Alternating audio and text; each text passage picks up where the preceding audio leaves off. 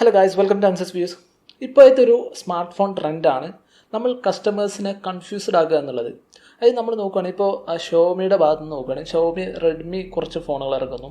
അതുപോലെ തന്നെ ഷോമിയുടെ തന്നെ വേറൊരു സബ് ബ്രാൻഡായ പോക്കോ അവരും കുറച്ച് ഫോണുകൾ ഇറക്കുന്നു. എന്നിട്ട് നമ്മൾ ഈ ഫോൺ തമ്മിൽ നോക്കുകയാണെങ്കിൽ ഓൾമോസ്റ്റ് സെയിമാണ്. നമുക്ക് മനസ്സിലാകുന്നില്ല ഇതിൽ ഏതെടുക്കണം എന്ന് കൺഫ്യൂസ്ഡ് ആണ്. ഒരു നോർമൽ പേഴ്സൺ എന്തായിരുന്നാലും കൺഫ്യൂസ്ഡ് ആകുന്ന രീതിയിലാണ് ഇപ്പോഴത്തെ സ്മാർട്ട് ഫോണുകൾ ഇറങ്ങുന്നത്. ഇനിയിപ്പോൾ നമ്മൾ റിയൽമിയുടെ കേസ് എടുക്കുകയാണെങ്കിൽ റിയൽമി കുറച്ച് ഫോണുകൾ ഇറക്കുന്നു. അതേപോലെ തന്നെ റിയൽമിയുടെ നാർസോ സീരീസിൽ വേറൊരു ഫോണുകൾ ഇറക്കുന്നു. ഈ നാർസോ എന്ന് പറയുന്നത് വലിയൊരു പേരായിട്ട് അവർ കൊടുക്കുന്നുണ്ട്. അതുകൊണ്ട് തന്നെ നമുക്ക് മനസ്സിലാക്കുന്നത് പോക്കോയെ പോലെ തന്നെ നാർസോയും ഭാവിയിലൊരു സബ് ബ്രാൻഡായിട്ട് വരാൻ ചാൻസ് ഉണ്ട്. എന്തായിരുന്നാലും ഇപ്പോൾ തന്നെ ഇവർ കൺഫ്യൂഷൻ ആക്കുന്നത് തുടങ്ങുന്നുണ്ട്. അതായത് റിയൽമി കുറച്ച് ഫോണുകൾ ഇറക്കുന്നു, അതിനേക്കാളും കുറച്ച് അങ്ങോട്ടും ഇങ്ങോട്ടൊക്കെ മാറ്റങ്ങൾ വരുത്തിയിട്ട് നാർസോ സീരീസിൽ ഫോണുകൾ ഇറക്കുന്നു.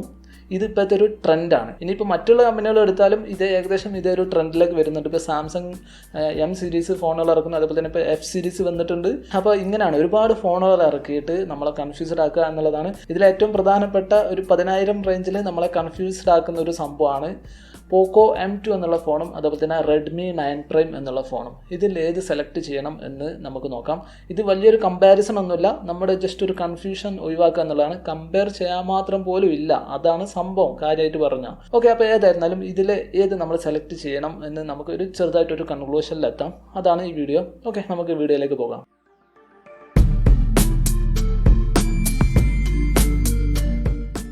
അപ്പോൾ ആദ്യം തന്നെ നമ്മൾ നോക്കുകയാണെങ്കിൽ ഇതിൻ്റെ വെയിറ്റ്, കട്ടി, കനം, അതുപോലെ തന്നെ ഇത് പിടിക്കാനുള്ള ഫീലിംഗ്, ഇതൊക്കെ രണ്ട് ഫോണിലും സെയിം ആണ്. ഇതിൻ്റെ പോർട്ടുകൾ, ബട്ടൺസ് ഇതൊക്കെ സെയിം ഡിസൈനാണ്, സെയിം മോഡലാണ്. രണ്ട് നമ്മൾ നോക്കിയാൽ കാര്യമായിട്ട് മാറ്റമൊന്നും മനസ്സിലാവില്ല.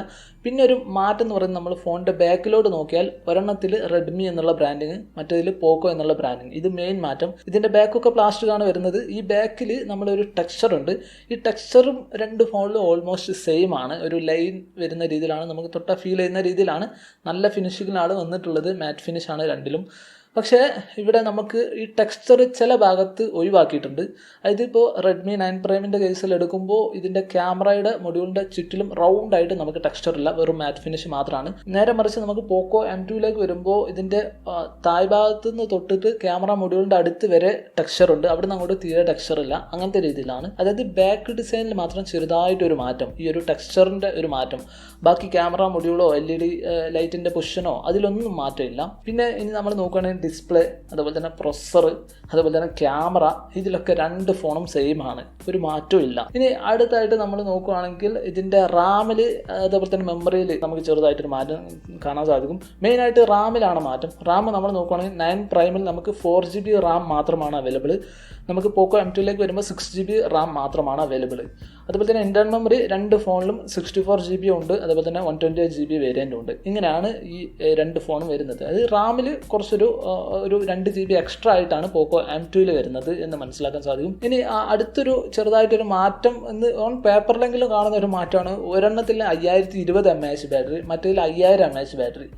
എനിക്കിത് തമ്മിലുള്ള മാറ്റം മനസ്സിലാക്കാം. കാരണം ഇത് രണ്ടും സെയിം ഡയമെൻഷൻ, സെയിം വെയിറ്റ് ഉള്ള ഒരു ഫോൺ, സെയിം ഡിസൈൻ. പിന്നെ എവിടെയാണ് ഈ ഒരു ബാറ്ററിക്ക് ഒരു മാറ്റം വന്നേക്കുന്നത് എന്ന് മനസ്സിലാവുന്നില്ല. ഓൺ പേപ്പർ നമുക്ക് ആ ഒരു മാറ്റം കാണിക്കുന്നുണ്ട്, പക്ഷേ അത് ചെറിയൊരു മാറ്റമാണ്. പക്ഷേ എന്തുകൊണ്ടോ നമ്മുടെ കൺഫ്യൂസ്ഡ് ആക്കാൻ വേണ്ടിയിട്ടായിരിക്കാം ചിലപ്പോൾ അങ്ങനെ ഒരു മാറ്റം കൊടുത്തേക്കുന്നത്. എന്തായിരുന്നാലും രണ്ടും സെയിം ആണ് എന്ന് പറയാൻ സാധിക്കും. വലിയ മാറ്റമൊന്നുമില്ല ബാറ്ററി ഡിപ്പാർട്ട്മെൻറ്റിലും. അതുപോലെ തന്നെ ചാർജർ ആയാലും രണ്ടിലും സെയിം ആണ്. 10 വാട്ട് ചാർജറാണ് രണ്ട് ഫോണിലും വരുന്നത്. പിന്നെ മറ്റൊരു കാര്യം, രണ്ട് ഫോണിലും 18 വാട്ട് ഫാസ്റ്റ് ചാർജർ സപ്പോർട്ട് ചെയ്യും, ആ രീതിയിൽ തന്നെയാണ്. പിന്നെ നമ്മൾ വേറെ നോക്കുകയാണെങ്കിൽ ഒരു കളറിൽ കുറച്ചൊരു മാറ്റമുണ്ട്. ബ്ലൂ, ഗ്രീൻ, അതുപോലെ തന്നെ റെഡ്, അതുപോലെ തന്നെ സൺറൈസ് ഫ്ലെയറോ അങ്ങനെ എന്തോ പറഞ്ഞൊരു കളറ് റെഡ്മി 9 പ്രൈയിൽ കുറച്ചൊരു കളേഴ്സ് അവൈലബിൾ ആണ്. നമുക്ക് പോക്കോ M2ൽ വരുമ്പോൾ ബ്ലൂ, കുറച്ച് നല്ലൊരു standard blue colour, red colour, അതുപോലെ തന്നെ ബ്ലാക്ക് കളർ, ഇങ്ങനെയാണ് വരുന്നത്. പിന്നെ അടുത്തായിട്ട് നമുക്കൊരു മാറ്റം എന്ന് പറയുന്നത് ഫോൺ അൺബോക്സ് ചെയ്തിട്ട് അതിൻ്റെ പാക്കേജ് നോക്കുമ്പോൾ റെഡ്മി 9 പ്രൈമിൽ നമുക്ക് ബാക്ക് കവർ അവൈലബിൾ ആണ്. അത് നല്ലൊരു ഉപകാരമുള്ളൊരു സംഭവമാണ്. കാരണം വെച്ചാൽ നമ്മളൊരു ഫോൺ എടുത്തിട്ട് മിക്കവാറും പുതിയ ഫോണായിട്ട് എടുക്കും, അതിൻ്റെ ഒരു കറക്റ്റ് ഫിറ്റ് ആയിട്ടുള്ളൊരു ബാക്ക് കവർ കിട്ടുക എന്നുള്ളത് ചെറുതായിട്ടൊരു ട്രിക്കി ടാസ്ക്കാണ്. ചിലപ്പോൾ നല്ല രീതിയിൽ ഫിറ്റ് ആയിട്ടുള്ളത് കിട്ടും, പക്ഷേ ചില ടൈമിലൊന്നും നമുക്ക് ആ ഒരു കറക്റ്റ് ഫിറ്റിങ്ങോട് കൂടിയിട്ടുള്ള നല്ല ക്വാളിറ്റി ഉള്ളത് കിട്ടില്ല. അപ്പോൾ സ്വാഭാവികമായിട്ടും കമ്പനി അതിനോട് കൂടെ തന്നെ ഈ ഒരു ബാക്ക് കവർ കൊടുക്കുകയാണെങ്കിൽ വലിയ ഉപകാരമുള്ള ഒരു സംഭവമാണ്.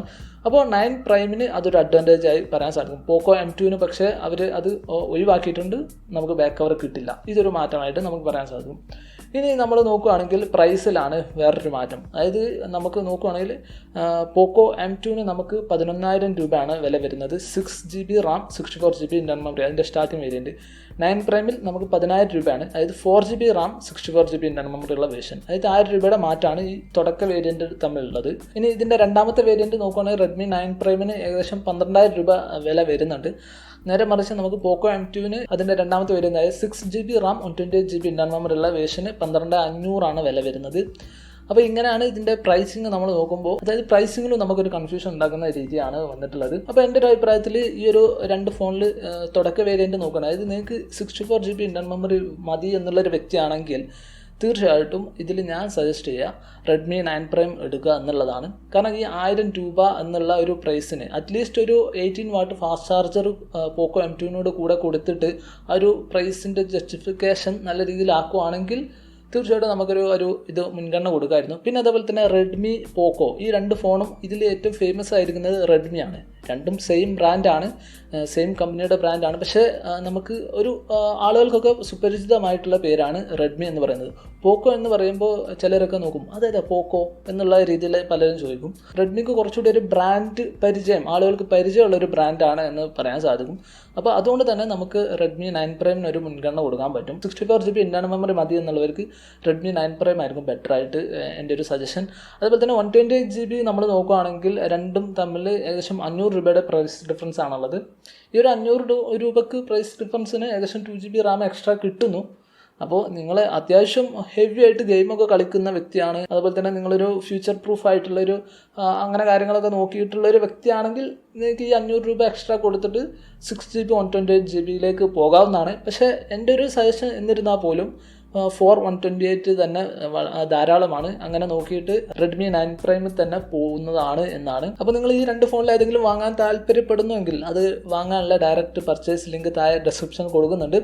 നിങ്ങളത് ഉപയോഗിച്ചിട്ട് പർച്ചേസ് ചെയ്യുകയാണെങ്കിൽ തീർച്ചയായിട്ടും അത് ചാനൽ ചെറിയ രീതിയിലുള്ളൊരു സഹായമായിരിക്കും. ഓക്കെ, അപ്പോൾ ഇത്രയേ ഉള്ളൂ. നിങ്ങൾക്ക് വീഡിയോ ഇഷ്ടപ്പെട്ടാൽ ഉപകാരപ്പെട്ടെങ്കിൽ തീർച്ചയായിട്ടും ലൈക്ക് അടിക്കുക. അതുപോലെ തന്നെ നിങ്ങളിവിടെ പുതിയതാണെങ്കിൽ ഈ ചാനലിലെ മറ്റുള്ള വീഡിയോസും കണ്ടു നോക്കുക. ആ വീഡിയോസ് നിങ്ങൾക്ക് ഉപകാരപ്പെടുന്നു അല്ലെങ്കിൽ ഇഷ്ടപ്പെടുന്നെങ്കിൽ തീർച്ചയായിട്ടും ഈ ചാനൽ സബ്സ്ക്രൈബ് ചെയ്യുക. Okay, that's all. Thanks for watching this video.